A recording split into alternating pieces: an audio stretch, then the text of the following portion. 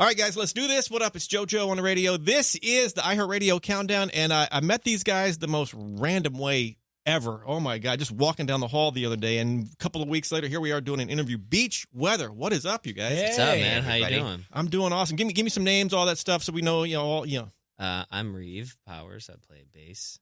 I'm Nick Santino. I sing, play guitar. I'm Sean Silverman. I play guitar, and I'm a Taurus. Sean seems like he got some issues. He's a troublemaker, right? Yeah, just needed to say that. You know. Hey, congrats right out the gate here. iHeartRadio Music Awards, you're nominated for Best New Alternative Artist. I mean, when you got the news, that's, I assume, excited, right? Yeah, I didn't believe it. Stunned. The head of our label texted us at first thing in the morning, and I was like, what are you talking about? Like, I had no idea what he was talking about, and then I Googled it. Yeah. Sure enough. We gave it a quick, Google's right. quick fact check. And when you get a nomination like that, I mean, do you then look at all the other artists like, I think we can beat them? Not sure about them. I don't know about Turnstile. They're my favorite band, so that's a band that we have to go against. I'm just happy to be here, man. I know, win or lose, I'm just happy to be Yeah. And we had a lot of parties, when it goes on, so you'll have a good time with all that stuff, So, yeah, anyway, Sweet. question you're going to get a lot. You probably already got it a ton. And followed by, I think, probably the more important question. First of all, why the name Beach Weather? And then rejected band names before you came up with Beach Weather. Beach weather just feels good. It does, feels doesn't nice, it, right? yeah. We wanted to make you feel good. Ooh, right. Yeah. I had a couple of weird ones at first. I think the Dirty Bones was the first thing that I thought of. Yeah, that one sounded like It sounded like a something little rock and naughty. roll So one, yeah. Oh, my God. How Yeah. close did the Dirty Bones get to, I think I just made a couple logos like I was in high school on my notebook. And, when I used to draw my band name back in the day. And then I was like, maybe that's not the one. yeah, It didn't- him yeah. and I were going back and forth for like weeks. I think we about had this. bad weather, and then Bad bad weather. weather turned to beach weather because Yeah. it was a little happier. so Yeah. nothing, dirt. Let me just try that. Ladies and gentlemen, the Dirty Bones. The Dirty Bones. That's a different band. That's like a bunch of old That's men. like a Ford F-150 commercial band, like boom, bucket down now. Exactly. Pineapple Sunrise, to my understanding, this album is coming out March 3rd, right? Or that's You're right. So no changes. I mean, That's it. usually when an artist comes in and we start talking album dates, it's like almost like a dirty word to bring up because the date always changes and the fans get mad. But it's March 3rd or death, It's basically. March right? 3rd. Yeah. Man, talk about this album. What can you say? What can you leak? Probably not. You can't leak stuff, I guess. It's the all of it. I'd love to leak it, right? I want to play it from my phone. It's my favorite thing that we've done. I mean, when we got together and made it last year, we did it in 6 days. We made a full 9-10 song album in 6 days. What? From drums to vocals. And then Sean took it home and just did all of the magic that he does. And then we had a full record. And we just we went into it. We weren't even signed. We went into it just for fun. We were like, let's make some songs. It's been a minute. And we came out of it with a full record and we were like, maybe we should do something with this. Yeah, we thought we'd do a 6 few days? songs, Yeah. and we ended up doing the whole thing. It's just like a bunch of little mad scientists.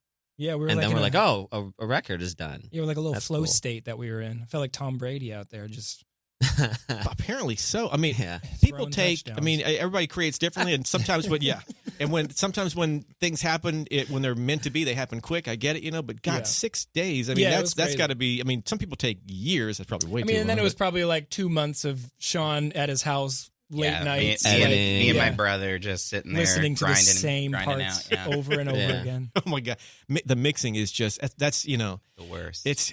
Like editing for me, I mean, I love doing what I do, but when you have to go back and edit some of these things, you're like, oh my God, Yeah. I'm sick of hearing my own voice. Totally. But 2017, you guys basically, to my understanding, announced an indefinite hiatus, which basically to me sounds like we're done with this. Yeah. That's a nice way. I guess you didn't want the fans to know that you were just sick of everything. That's my Yeah. impression.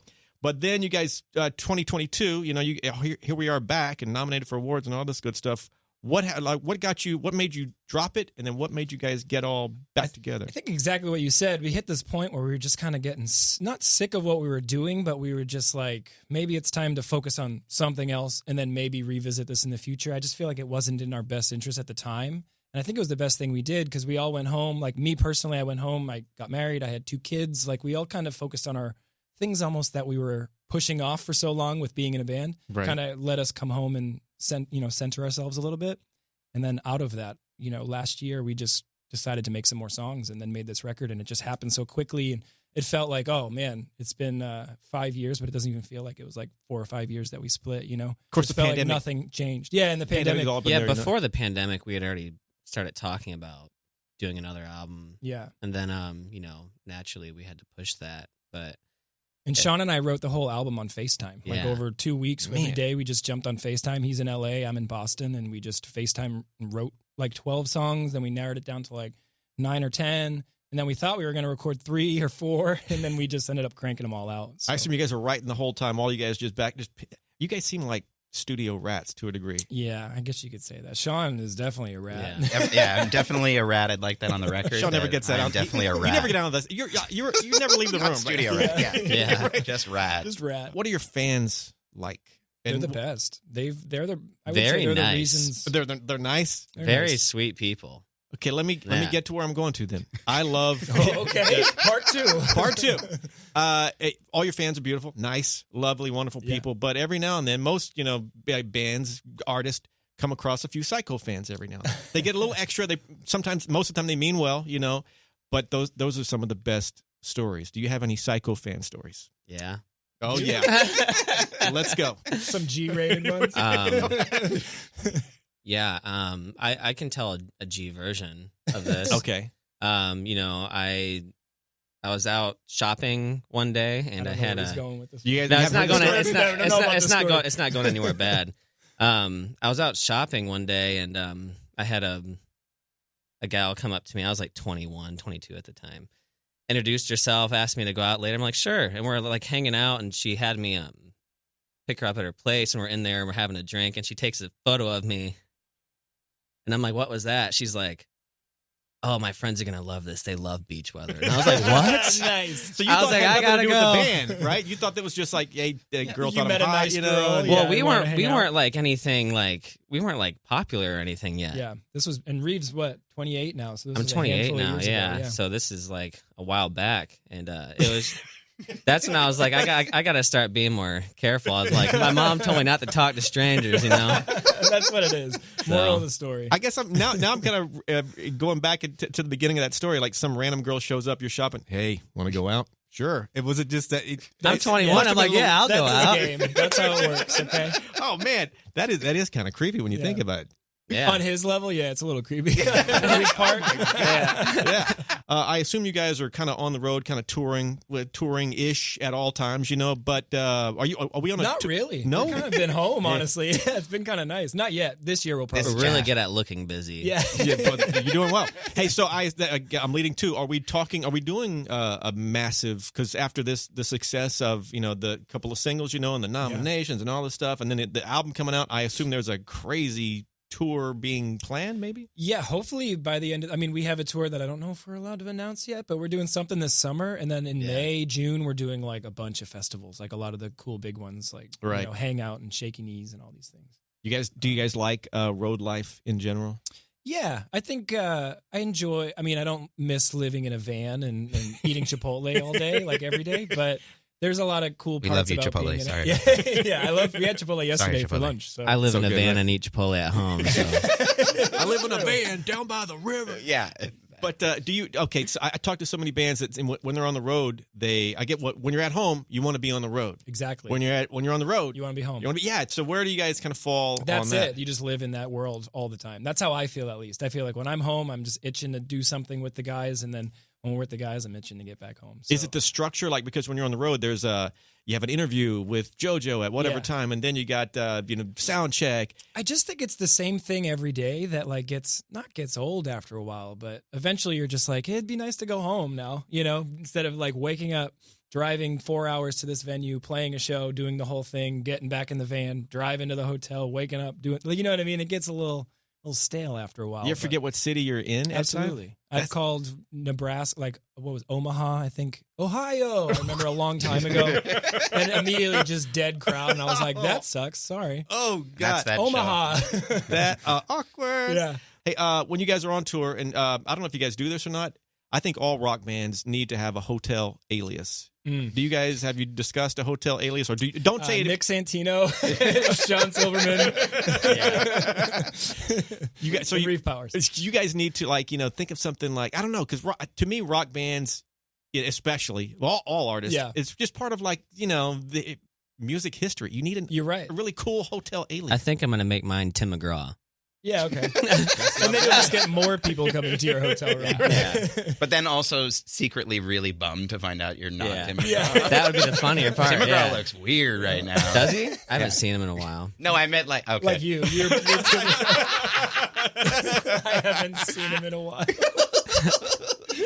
Let's talk this track, man. Sex, drugs, etc. Is this your life? Sex, drugs, etc. Absolutely. It's yeah. got to be. I'm sure it's true. Yeah. It's funny because the song title is kind of the opposite. The song itself is the opposite. It's just kind of about laying low, not really doing the social thing, going out. I mean, that's me. I'd rather stay in and watch TV and then going to the city and So you're hang out boring with my like the friends. rest of us? Yeah, I'm super boring. So that's kind of, when we wrote it, that was kind of the vibe. But the title sounds a lot cooler than the actual meaning. Sex, drugs, etc. Yeah. These guys party. It's like, no, not really. When you write a song like this, or like any song in general, I clearly you think they're like, they're like this album coming out, Pineapple Sunrise.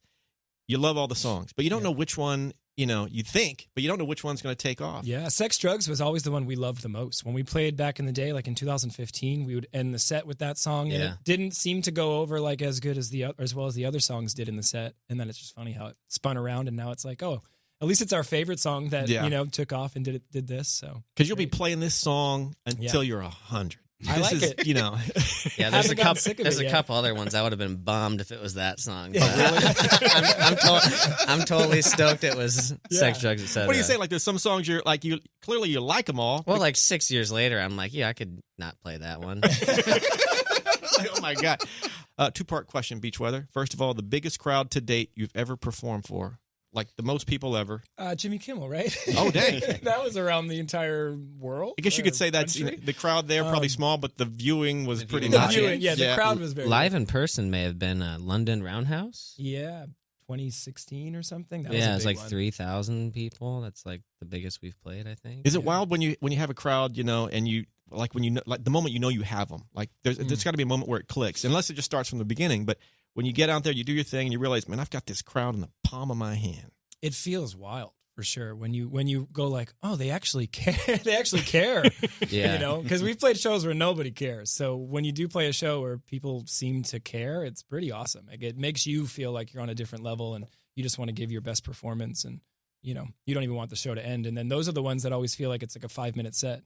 Oh, dude. What a rush. Now, the complete flip of that, have you ever been booed is my next question. Oh, yeah. I mean, I've played Warped Tour in 2009 in my old band, and we were between two like ska bands, and the crowd was throwing bottles of water at us, like hitting us. I'm like, damn, sorry. As this band, I don't think we have. I don't think we've been booed. Hopefully it stays that way. That'd be, yeah. I've talked to some crazy, like, big artists that, like, Calvin Harris told me once, this is when he had the song out with Rihanna, back just years ago. And he was on tour with Rihanna. So you think her crowd would be kind of into him because they did a song together. And I guess at a certain point, as he was opening for her, it was, I think he said it was in France, if I recall. The crowd starts, turning on him. I mean, they just don't care. Yeah, I got a song with the one you want to see. What do you want from me? Question for Nick: true or false? You used to get so nervous on stage, and you guys can all elaborate on this, that you would take breaks between songs to like throw up. No, I used to just take my shoes off. For some reason, I would I'd go on stage and I'd be wearing cowboy boots, and that's different than throwing. Maybe I'd take my shoes off. And where's the line between throwing up and cowboy boots? I would get to the point where I would almost feel like I was going to throw up. I've had moments where I've made Reeve like, go sing this verse. I'm going to go turn around and take a breath. But I would, for some reason, I would go like, if I take my shoes off, it's a nice breath of fresh air, and then I'm back to business. It's the weirdest thing ever, but I'd always, so if you ever saw me play barefoot on stage, it was usually because I was having a panic attack before. Now, do any of you other guys have, do you guys have any issues with, freaking out like that? Not that you were freaking out, but, that whole kind of, the moment became kind of whoa, You guys just super calm under pressure. Just so calm and collected. It's just like, that's just my life. I'm just one of those kind of guys. Yeah, I don't know. I never really get like that. At a regular job, I'll get stressed out. Like when I was a bartender, I'd be like, oh my God, there's so many people. I gotta do this. But like playing music, I'm like, this is cool. Yeah. What's your signature drink as a bartender? I really love to make, just cracking a PBR open, and here you go. Shot of whiskey, here you go. I loved to make old fashions at this one place I worked at. Can you make a good espresso martini? I've never had to really make one, yeah. I've only ever worked at, Dive bar. Just, Dive bars and like breweries and stuff like that. all right, one of these days we have to. Yeah, I can't make one either, but I'm obsessed with them. I'm taking this. They're pretty good. I've never had one. Yeah, this Espresso martinis are great. So good. Have you And tried then two a of Four them in your- Loco? Just kidding. Oh my god, this interview is taking a weird turn. When I first met you guys, we were walking down the hallway here in this is a national countdown, but it's based in L.A. I do a radio show in L.A. and they're walking down the hall, just because there's other radio stations down the hall, and we bump into each other. And apparently, I had a shirt that said, I think you had a Halloween shirt, some sort of Halloween shirt. "Yeah." So did I meet you guys around Halloween? I guess. Or Yeah, was it was before Halloween. Yeah. Okay, so it wouldn't be surprising for me to have a Halloween shirt At all on times, around Christmas. That's kind of. I love the paranormal. I'm obsessed with ghosts, UFOs, all that good stuff. I've been like this since I was a kid. I have a podcast called Paranormal. I mean, I'm off the deep end. We got to talking about the paranormal.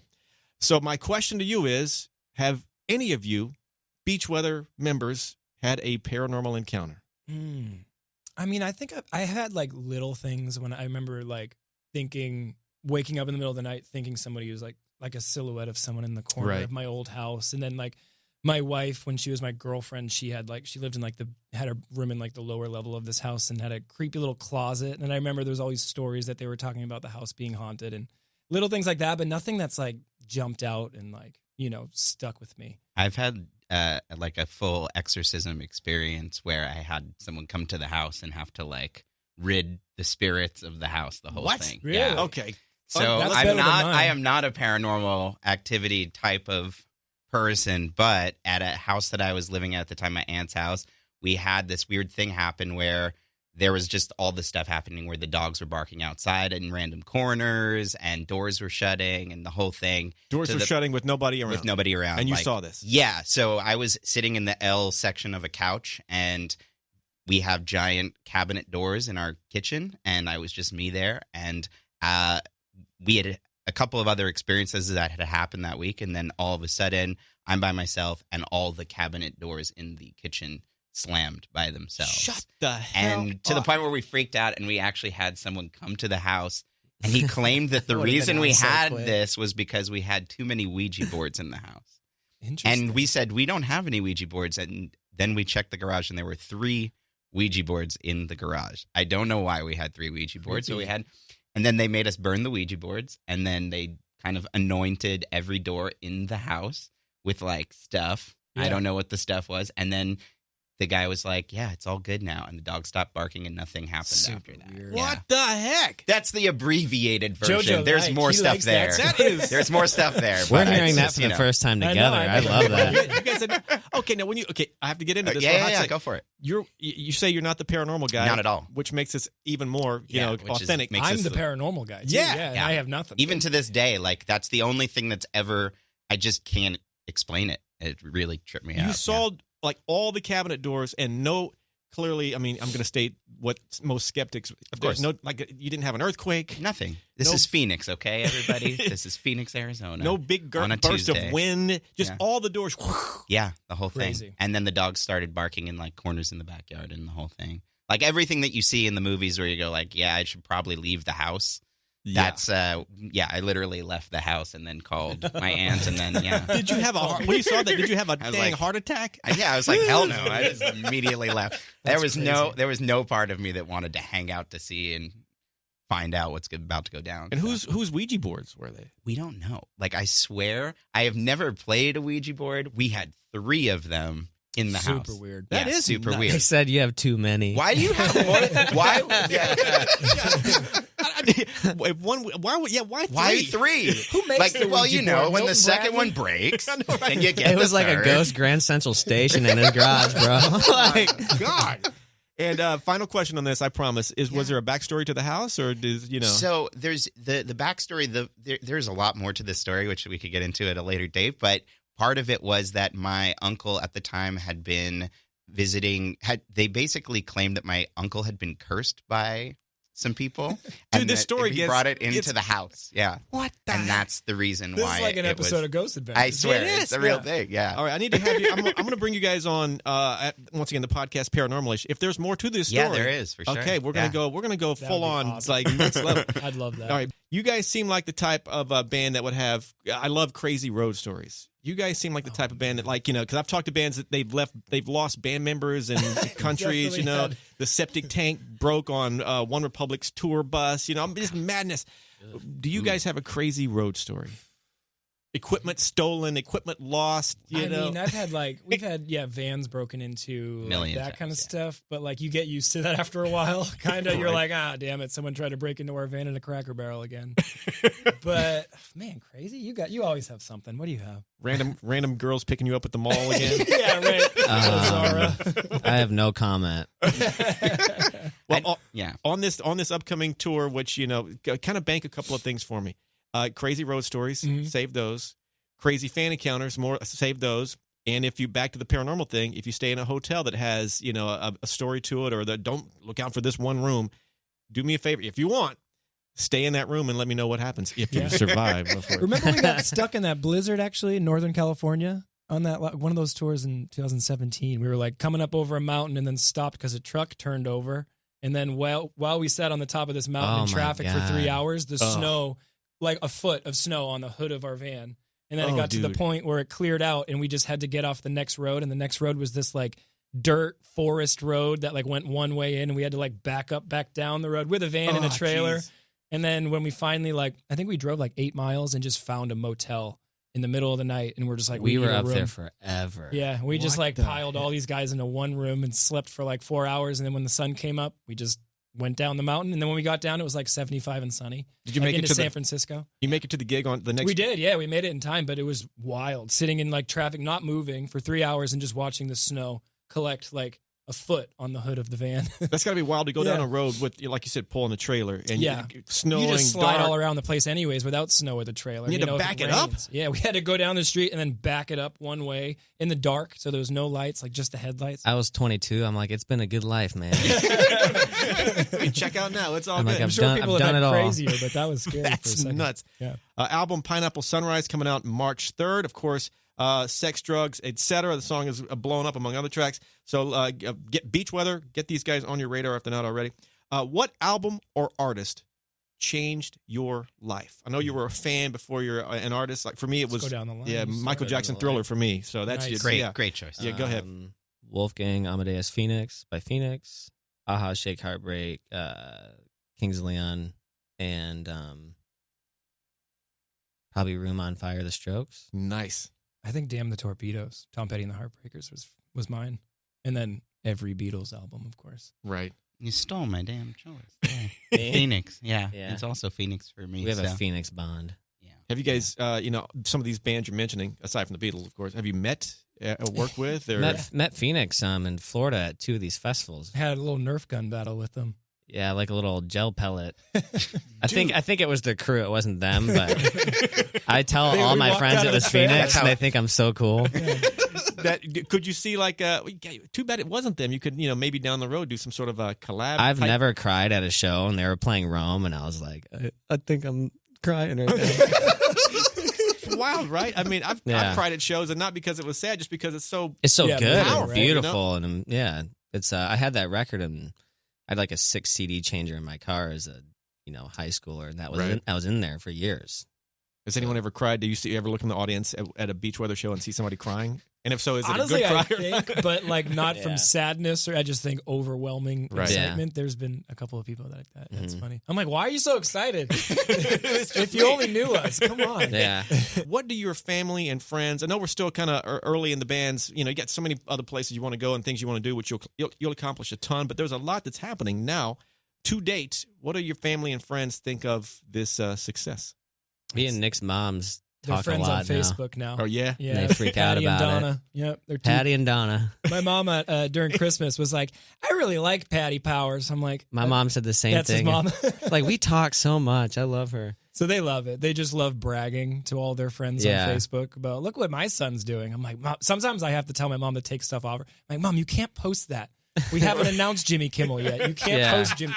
Things like they that. love the Facebook. But his mom's a super fan too. Super fan with the Facebook. Yeah. She's always in the DMs.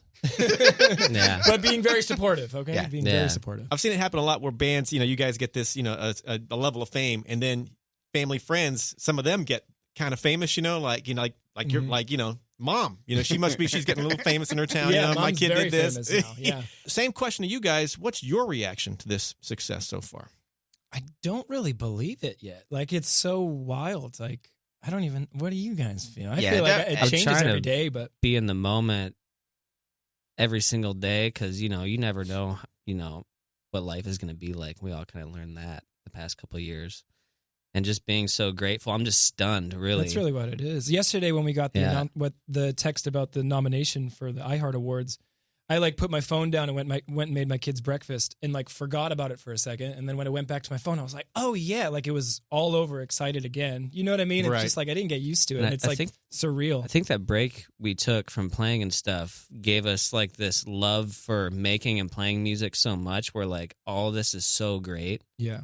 But I think, we had made this record before any of this happened. And I think like knowing that, maybe it was never going to happen, but we wanted to make music anyway, has made us enjoy all this in such like a deeper, more meaningful way to where we're like, we're not getting overly excited. We're just like, all right, let's just sit back and enjoy just this. happy to be here. How can we keep doing this? And This it's- is our job. This is what we do now. It's yeah, not like just, I think about it more like it's our job to entertain people than it's people's jobs to like come listen to us and like all that kind of stuff, Right. So I'm trying to find a deeper meaning as like an artist to go out there and like make people happy. So Love it, man. Quick recap: Sex, Drugs, Etc. The track, obviously, it's out. Pineapple Sunrise, new album from Beachweather, due March 3rd. Lots of shows coming up. All you guys have to join me. Have to join me on Paranormal-ish. Would love that. Yeah, that'd be awesome. I mean, so cool. if any other stories, bring them in. Clearly, the house that needed an exorcism. there's more there for sure. Okay, I'm not Let's just do saying it. this. I'm We have totally to do down. this. Yeah. All right. What else do people need to know? I don't know. Just come out to a show, come out to a festival. We got a record, like you said. We're just going to try to be busy this year. Love And it, hopefully man. we'll get some cool tours. We'll see what happens. Well, I'm excited to re-meet you guys, and this is the first of many chats we're going to have. Absolutely. Not to It's been mention, really fun, man. Thank you. Thank you. I really appreciate it. At the end of every interview, can't forget this fist bump to make it official. So we're gonna give me a little. Yeah. Oh man! Now you're possessed. Yeah. You got the Silverman curse now, bud.